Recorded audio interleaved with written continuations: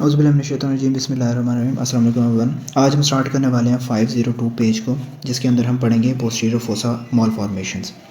देखें, posterior fossa मालफॉर्मेशंस का मतलब ये होता है कि जो ब्रेन है उसका जो पीछे वाला पोर्शन होता है ना, यानी कि पोस्टीरियर साइड, उसके अंदर बहुत सी चीज़ें लाया करती हैं। ठीक है, बहुत सी चीज़ें लाया करती हैं। उसके अंदर जो सबसे पहली चीज़ आती है वो आपकी होती है सेरिबलम। इसके अलावा आपकी होती है ब्रेन स्टेम। इसके अलावा होता है आपका फोर्थ वेंट्रिकल। अब ये जो तीनों चीज़ें होती हैं ना, ये दिमाग के पीछे होती हैं। और अगर इस जगह पे कोई ना कोई मसला आ जाए, ठीक है, मतलब पोस्टीरियर साइड पे कोई ना कोई मसला आ जाए, तो ये चीज़ें जो से होती हैं वो नीचे की तरफ खिसक जाती हैं। यानी कि अगर नॉर्मली आपका ब्रेन ऐसे है ना, ऐसे, तो अगर फॉर एग्जांपल इसमें कोई मालफॉर्मेशन वगैरह आ जाए, तो यहाँ की जो चीज़ें होती हैं वो ऐसे यूँ नीचे की तरफ ऐसे चली जाती हैं, ऐसे नीचे की तरफ। ठीक है, अब इसमें दो टाइप्स अपने पढ़नी है, एक क्यारी 1 मालफॉर्मेशन और एक होती है क्यारी 2। क्यारी 1 है तो इसका मतलब एक स्ट्रक्चर इन्वॉल्व है, एक चीज़ इन्वॉल्व है। ठीक है, अब यहाँ पे ये मुझे इमेज इंटरनेट से मिली है। नॉर्मल ब्रेन देखें, ये बिल्कुल ये सेरिबलम का पार्ट है, ये ऐसे बिल्कुल नॉर्मल है, ये आपकी स्पाइनल कॉर्ड या नीचे की तरफ जा रही है। ठीक है, ये आपका क्या है, सेरिबलम, और ये आपका क्या है, स्पाइनल कॉर्ड। अब ये क्यारी मालफॉर्मेशन में क्या हो रहा है कि आपकी जो पोस्टीरियर फोसा यानी कि जो सेरिबलम है ये नीचे की तरफ आ रहा है ऐसे। ठीक है, यानी कि हर्निएट हो रहा है। इसको कहते हैं सेरिब्रल टॉन्सिल्स, यानी कि downward displacement of cerebral tonsils through forum and magnum. Forum and magnum क्या होता है, आपका जो ब्रेन होता है उसका बड़ा होल बन जाता है बैक साइड पे पोस्टीरियरली। और ये जो इमेज है ये मैंने इंटरनेट से लिया बेसिकली। तो आपकी जो सेरिब्रल टॉन्सिल्स होते हैं जो पीछे की तरफ होते हैं, ये क्या हो जाते हैं, अगर ब्रेन की जो है वो माल फॉर्मेशन होना स्टार्ट हो जाए, ठीक है, तो वो टॉन्सिल्स जो होते हैं बेसिकली तो नॉर्मली तो वो ऊपर की तरफ रहते हैं, ऐसे ऊपर की तरफ। लेकिन अगर जो मालफॉर्मेशन हो तो जो टॉन्सिल्स होते हैं वो फोरामन मैग्नम में आ जाते हैं। और फोरामन मैग्नम आपका जो स्कल का जो होता है, वो जो स्कल होता है उसका लार्ज होल होता है, लार्ज होल। इसके अंदर कितने स्ट्रक्चर इन्वॉल्व हैं, 1। Usually asymptomatic in childhood. अब चाइल्डहुड में एसिम्प्टोमेटिक कैसे हैं, क्योंकि उस टाइम पे ब्रेन की क्या हो रही होती है, डेवलपमेंट फ्लेक्सिबल होता है। तो जो चाइल्ड होते हैं उनके अंदर जो ब्रेन होता है वो क्या होता है, फ्लेक्सिबल। लेकिन जो अडल्ट होते हैं, अडल्ट के अंदर जो आपका ब्रेन होता है वो क्या हो जाता है, रिजिड। अब सख्त हो जाएगा। अब जब सख्त हो जाता है तो उसकी वजह से क्या होता है, आपका प्रेशर ज़्यादा जनरेट होता है। जब प्रेशर आपका ज़्यादा जनरेट होगा तो उसकी वजह से कौन से सिम्टम्स आएंगे आपको, हेडेक हो सकता है, एटैक्सिया हो सकता है। ठीक है, तो ये वाले सिम्टम्स आएंगे। तो manifest in adulthood with headache and cerebral symptoms, यानी कि एटैक्सिया, चलने फिरने में मसला। Associated with spinal cord cavities, यानी कि सिरिंगोमाइलिया। ये नीचे हम टर्म भी पढ़ेंगे। यानी कि जब आपका मतलब प्रेशर बढ़ता क्यों है, क्योंकि आपका जो सेंट्रल सेरिब्रल फ्लूइड है वो ब्लॉक हो जाता है। यानी कि आपकी जो ये जो सिरिंगोमाइलिया होती है, ये आपकी क्या होती है, फ्लूइड फील्ड कैविटी होती है, मतलब कि फ्लूइड फील्ड कैविटी होती है बेसिकली। ठीक है, जिसको हम सेरिंग्स भी कहते हैं, हम नीचे पढ़ेंगे। क्योंकि आपकी जो क्यारी 1 मालफॉर्मेशन होती है और सेरिंगोमाइलिया होती है, ये same as a best friend की तरह होते हैं, इनकी सेम कंडीशन होती है। ठीक है, तो जो स्पाइनल कॉर्ड के अंदर जो सा वो फ्लूइड जम जाता है, फॉर एग्जांपल स्पाइनल कॉर्ड है तो इसके अंदर आपका फॉर एग्जांपल ये फ्लूइड जमा हो गया। अब जब फ्लूइड जमा हो गया तो आप मुझे बताएं, जब पीछे से फ्लूइड आ रहा है तो वो आगे जा पाएगा नहीं। अब उसकी वजह से क्या होगा, आपका जो प्रेशर होगा वो ज़्यादा से ज़्यादा क्या होगा, जनरेट होना स्टार्ट हो जाएगा। ठीक है, तो इस वजह से जो पेशेंट है उसको सिम्टम्स आना स्टार्ट हो जाते हैं।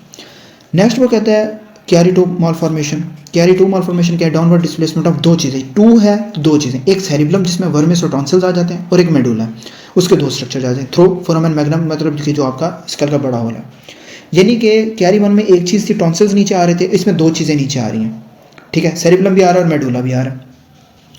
नेक्स्ट वो कहते हैं नॉन कम्युनिकेटिंग हाइड्रोसिफिलस। इसका मतलब ये होता है कि जब आपका सेंट्रल सेरिब्रल फ्लूइड यहाँ पे देखें, यहाँ पे बढ़ जाता है तो वो वेंट्रिकल आपका जब रास्ता ब्लॉक हो जाएगा तो वो पीछे की तरफ फ्लो क्या हो जाता है, बढ़ता जाता है। जब पीछे की तरफ फ्लो बढ़ता जाएगा उसकी वजह से क्या होता है, आपका जो ये प्रेशर होता है, ये आपका जो प्रेशर होता है क्या होता है, बढ़ जाता है। ठीक है, इस वजह से वो कहते हैं नॉन कम्युनिकेटिंग हाइड्रोसिफिलस। उसके अंदर जो फ्लूइड है वो क्या हो जाता है, बढ़ जाता है।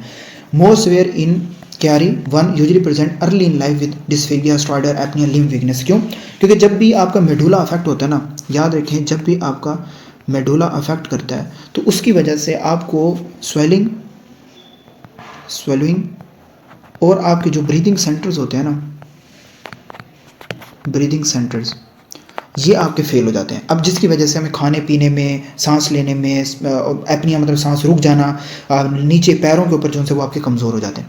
Associated with myelomeningocele usually lumbosacral. अब आपको पता है माइलोमेनिंजियल सील का मैंने आपको पहले बताया था कि आप जब माइलोमेनिंजियल सील के अंदर कौन सा डिफेक्ट होता है, ओपन न्यूरल ट्यूब डिफेक्ट, याद है ना।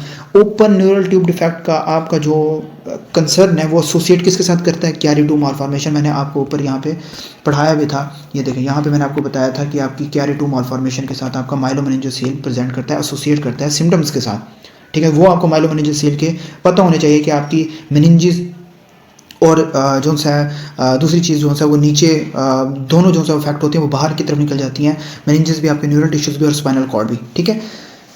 इसको हम कहते हैं लंबोसाइक्ल रीजन का आपको पता है कि जो नीचे वाला रीजन होता है उसके अंदर आपका जो न्यूरल ट्यूब डिफेक्ट ज़्यादा से ज़्यादा होता है। नेक्स्ट वो कहता है व्हाट इज़, ये मैं यहाँ से रेज कर देता हूँ, डैंडी वॉलकर मालफॉर्मेशन। अब इसके अंदर क्या होता है, ये आपको ना ये इस इमेज से आपको सारा आइडिया हो जाएगा। इसमें वो कहता है agenesis of cerebellar vermis cystic enlargement of fourth ventricle that fills the enlargement of posterior fossa. अब ये आपका पोस्टीरियर फोसा है, ये क्या है आपका पोस्टीरियर फोसा। अब इसके अंदर मसला ये होता है कि आपका जो फोर्थ वेंट्रिकल होता है ना वो भर जाता है, मतलब पानी से भर जाता है, ठीक है। यानी कि जो सेरिबलम का जो बीच वाला ब्रिज होता है ना उस वो पानी से जो है वो क्या जाता है, फूल जाता है, ठीक है। अब उसकी वजह से जब यहाँ पे फूल जाता है, पानी भर जाता है, तो आपका जो ये पोस्टीरियर फोसा होता है वो क्या बढ़, उसकी जो साइज है वो क्या होता है, बढ़ जाता है, यानी कि वो फूल जाता है पोस्टीरियर फोसा, ठीक है। अब जब पोस्टीरियर फोसा बड़ा हो जाता है एसोसिएट विद नॉन कम्युनिकेटिंग हाइड्रोसिफिलस और स्पाइना बिफिडा, यानी कि जब आपका सेंट्रल सेरिबुलर फ्लूइड आपका जो फ्लो है वो डिसरप्ट हो जाता है, तो उसकी वजह से आपको क्या होता है, प्रेशर बढ़ जाता है, आपका प्रेशर क्या होता है, बढ़ जाता है, और उसकी वजह से हमें क्या देखने को मिलता है, या हम उसे क्या कहते हैं, हाइड्रोसिफिलस, ठीक है। तो इसमें हमें क्या समझ में आती है कि जो आपका पोस्टीरियर फोसा होता है आपका उसमें क्या हो जाता है, पानी भर जाता है, पानी भरने की वजह से आपका जो प्रेशर होता है वो ज़्यादा हो जाता है और उसके अंदर हाइड्रोसिफिलस या स्पाइना बिफिडा की कंडीशन आपको देखने को मिलती है। तो हमने कैरी 1 के अंदर क्या पढ़ा, टॉन्सिल्स कम, ठीक है ना। मतलब कि आपने अगर हम देखें तो कैरी 1 के अंदर आपने क्या पढ़ा कि आपके टॉन्सिल्स होते हैं वो कहाँ चले जाते हैं, नीचे की तरफ मूव ऑन कर जाते हैं। इसकी वजह से अडल्ट के अंदर होता है हेडेक, ठीक है। क्यों, क्योंकि आपके जो बच्चे होते हैं उसके अंदर तो जो स्कल होता है वो बनने के अमल में होता है, वो भी वो होता है, सॉफ्ट होता है, और इसके अंदर कौन सी कंडीशन देखने को मिलती है, सिरिंगोमाइलिया। और याद रखें कि कैरी 1 की आपकी एसोसिएशन मतलब बेस्ट फ्रेंड होता है आपका सिरिंगोमाइलिया।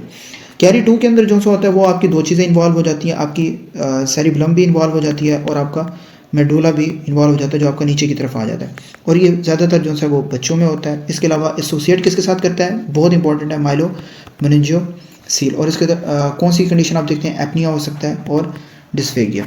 डैंडी वॉलकर के अंदर आपका वर्मिस एब्सेंट होता है, और वर्मिस अगर एब्सेंट होगा तो उसकी वजह से फ्लूइड जो है वो वेंट्रिकल सिस्ट में चला जाएगा फोर्थ में, और इसकी वजह से आपको पोस्टीरियर फोसा इनलार्ज हो जाएगा। नेक्स्ट वो कहता है सेरिंगोमाइलिया क्या होता है या सेरिंग्स क्या होता है। वो कहता है fluid field gliosis line cavity with spinal cord, जो येलो एरो के अंदर नजर आ रही है। मतलब कि आपकी जो स्पाइनल कॉर्ड है ना सिंपल, उसके बीच के अंदर ऐसे बबल सा बन जाता है ऐसे। अब इस बबल को कहते हैं सेरिंग्स, इसको क्या कहते हैं, सेरिंग्स, ये होता है सेरिंग्स बेसिकली, ठीक है। यानी कि स्पाइनल कॉर्ड के बीच के अंदर बबल बन जाता है, इस बबल को कहते हैं हम सेरिंग्स, जो ये येलो लाइन में है, ठीक है। वो अभी जो कैविटीज़ होती है ना ग्लियोसिस लाइन कैविटी, ये अंदर की रिएक्टिव जो ग्लियल टिश्यूज़ होते हैं ना इनकी कैविटी होती है बेसिकली, ठीक है। नेक्स्ट वो कहता है fibre crossing in anterior white commissure spinothalamic tract में basically are typically damage first. Basically ना होता यह है कि जो आपका स्पाइनल कॉर्ड होता है ना का जो बीच वाला जंक्शन होता है ये वाला, अब यहाँ पे ना आपके दो फाइबर्स पड़े होते हैं, एक पेन को कंट्रोल कर रहा होता है और एक टेम्परेचर, दोनों चीज़ें। अब जब दरमियान वाले पे जिसको हम कहते हैं एंटीरियर वाइड कमिश्चर, इसके ऊपर इफेक्ट होता है या इसके अंदर कोई ना कोई मसला आता है, तो आप मुझे बताएं पेन और टेम्परेचर का रास्ता बंद होगा या नहीं।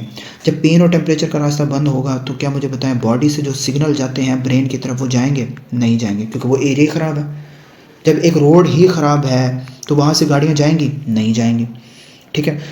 अब क्योंकि ये जो सेरिंग्स होता है वो सेंटर का हिस्सा होता है, तो जो सेरिंग्स जो होता है इसका जो स्टार्टिंग पॉइंट होता है ये एंटीरियर वाइड कमिश्चर होता है। ये एंटीरियर वाइड कमिश्चर सेंटर में होता है, जो सेंटर का जो सेरिंग्स का पार्ट होता है। इसलिए ये cape like loss of pain and temperature. Cape like का मतलब होता है पहले जैसे आप जी जैकेट नहीं पहनते, देखिए यहाँ पे शो किया हुआ है, यहाँ पे गौर से देखें, ये अपने ये शो किया हुआ है ऐसे, ये इस एरिया के ऊपर आपको क्या होना स्टार्ट हो जाता है, आपके पेन वगैरह ये हर चीज़ें वगैरह लॉस ख़त्म हो जाती हैं। जैसे आप जैकेट नहीं पहनते ऐसे मतलब कि ऊपर की जैसे आप जैकेट पहनती है ना, थोड़ा जैसे गर्ल्स जैकेट पहनती है ऊपर की तरफ, तो उस वो पूरा एरिया जो से इन्वॉल्व हो जाता है, शोल्डर आर्म्स ऊपर चेस्ट बायलेटरली, उसमें आपका पेन और टेम्परेचर खत्म हो जाता है। लेकिन वाइब्रेशन टच और ये चीज़ें आपकी सेफ रहती हैं, क्यों, वो सेंटर के एरिया में नहीं आती। एज लीजन एक्सपेंडेड, ये बायलेटरल अपर एक्सट्रीमिटीज़ का मतलब भी वही है कि बायलेटरली इफेक्ट करता है। एज लीजन एक्सपेंड्स इट में डैमेज एंटीरियर हॉर्न्स, यानी कि लोअर मोटर न्यूरॉन डेफिसिट, यानी कि आपकी जो सिरिंक्स मतलब बढ़ती है, ठीक है। एंटीरियर हॉर्न्स बेसिकली होते क्या हैं, एंटीरियर हॉर्न्स के अंदर आपके मोटर न्यूरॉन्स होते हैं।